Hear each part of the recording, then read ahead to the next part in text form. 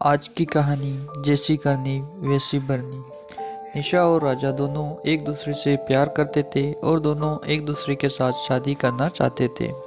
और फिर राजा अपनी माँ से निशा से शादी के बारे में बात करता है, पर राजा की माँ फूलन देवी मना कर देती हैं, क्योंकि राजा की माँ उसकी शादी अपनी एक सहेली के यहाँ करना चाहती थी, जो बहुत ही अमीर और एक जानी मानी हस्ती से थी। पर राजा अपनी माँ को जैसे तैसे शादी के लिए मना लेता है। वहीं दूसरी ओर निशा के मम्मी पापा शादी के लिए हाँ बोल देते हैं और कहते हैं ठीक है, अगर तू राजा के साथ खुश है तो ऐसा ही होगा। एक दिन निशा को बार बार उल्टियाँ होने लगती है, तभी उसकी मम्मी उससे पूछती हैं कि तुझे क्या हुआ, बार बार उल्टियाँ क्यों हो रही हैं। तो निशा बताती है कि मैं माँ बनने वाली हूँ। यह बात सुनकर उसके मम्मी पापा बहुत ही दुखी होते हैं और निशा राजा को कॉल करके यह सब बात बताती हैं। तो राजा मन ही मन सोचता है कि मैंने मम्मी को जैसे तैसे मनाया है और फिर यह बात पता चलेगी तो पता नहीं क्या होगा। और फिर इतने में फूलन देवी भी वहाँ पर आ जाती हैं और पूछने लगती हैं। तो राजा उसे बताता है कि निशा मेरे बच्चे की माँ बनने वाली है। यह बात सुनकर फूलन देवी मना कर देती हैं कि यह शादी नहीं होगी और कहने लगती हैं कि मैं बदजलन और बिगड़ी लड़की को अपनी बहू नहीं बना सकती। तब राजा अपनी माँ से कहता है कि आप ऐसे कैसे बोल रही हैं, निशा ऐसी वैसी लड़की नहीं है और यह हम दोनों का ही बच्चा है। पर फिर भी वह नहीं मानती है। तो फिर राजा अपने बड़े भाई को कॉल करके बुलाता है, जो उनसे दूर दूसरे शहर में पोस्टमैन की जॉब कर रहा था। और वह अपनी माँ को समझाता है कि जब निशा और राजा दोनों एक दूसरे से प्यार करते हैं और निशा राजा के बच्चे की माँ बनने वाली है तो शादी करने दीजिए। पर फूलन देवी उससे भी यही बात कहती हैं कि शादी से पहले ही माँ बन जाए तो फिर लोग हमें क्या कहेंगे और पता नहीं उसके पेट में किसका बच्चा है।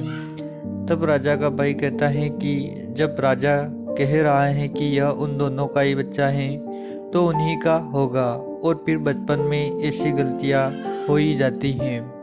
पर फूलन देवी टच से मस्त नहीं होती हैं। तो फिर राजा उन दोनों की गांव से दूर एक बड़े से मंदिर में शादी करवा देता है और फिर दोनों राजा के घर चले जाते हैं। तो उन्हें देखकर फूलन देवी बहुत ही गुस्सा होती हैं और कहती हैं कि तुमने यह क्या किया। तो राजा कहता है कि आप शादी के लिए मान ही नहीं रहे थे तो हमें यह कदम उठाना पड़ा।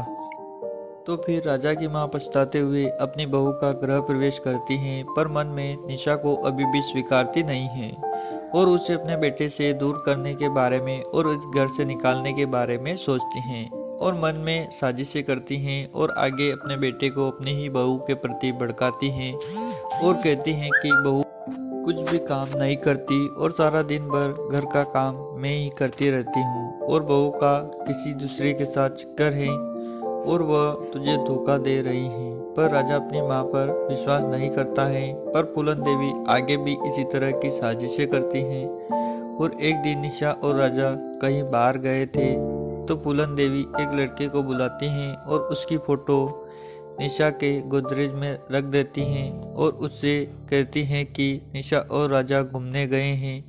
जब निशा अकेली हो तो उससे किसी जगह का पता पूछना और जब भी राजा निशा से दूर किसी काम से जाता था तो वह उसके पास आ जाता था और उससे अनजानी जगहों का पता पूछने लगता था।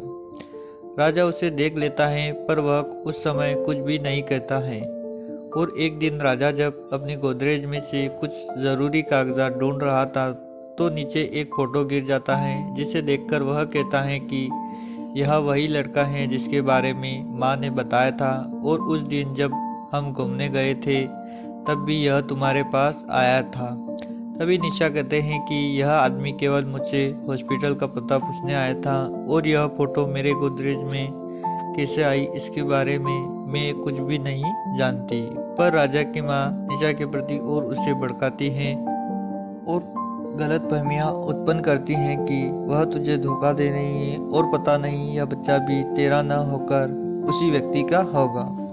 और फिर राजा अपनी माँ के कहने पर निशा को घर से धक्के देकर बाहर निकाल देता है और फिर फूलन देवी एक अच्छी सी लड़की देखकर राजा की शादी कर देती है, जिसका नाम आरती होता है। पर कहते हैं ना, जैसी करनी वैसी भरनी, क्योंकि आरती ने राजा से यह शादी उसकी धन दौलत हथियाने के लिए की थी।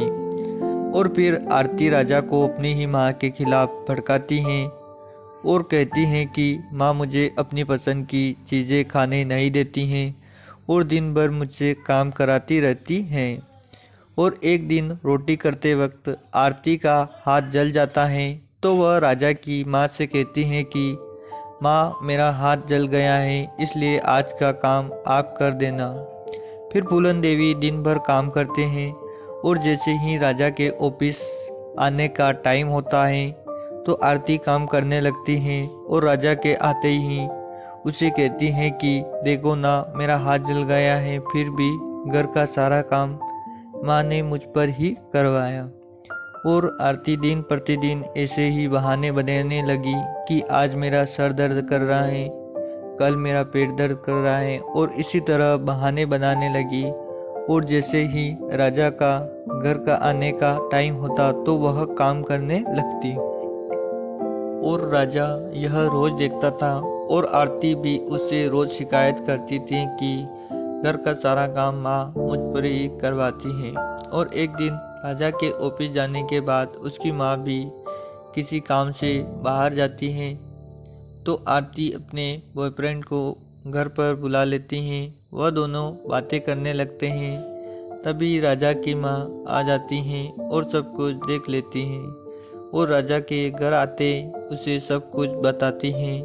पर आरती झूठ मूठ का नाटक कर रोने लगती हैं और कहती हैं कि माँ जी मुझे बदनाम करना चाहती हैं और घर पर कोई भी नहीं आया था और माँ मुझे तुमसे अलग करना चाहती हैं। राजा भी अपनी माँ की बात न मानकर उसे कहता है कि तूने पहले भी मेरी पहली वाली पत्नी निशा को मुझसे अलग कर दिया था। और फिर राजा आरती के कहने पर अपनी माँ को घर से बाहर निकाल देता है और फिर राजा और आरती दोनों साथ साथ रहने लगते हैं। और आरती राजा को बेला फुसलाकर सारी जमीन जायदाद अपने नाम करवा लेती हैं और उसे घर से बेदखल कर देती हैं। इस कहानी से हमें यह सीख मिलती है कि व्यक्ति को सही इंसान पहचान कर उसकी कदर करना चाहिए, ना कि उसे ठुकराना चाहिए, क्योंकि अगर आप किसी के साथ गलत करते हैं तो कल हो ना हो आपके साथ भी गलत ही होगा। इसी तरह की और कहानियों के लिए चैनल को सब्सक्राइब कर लीजिए और वीडियो पूरा देखने के लिए धन्यवाद।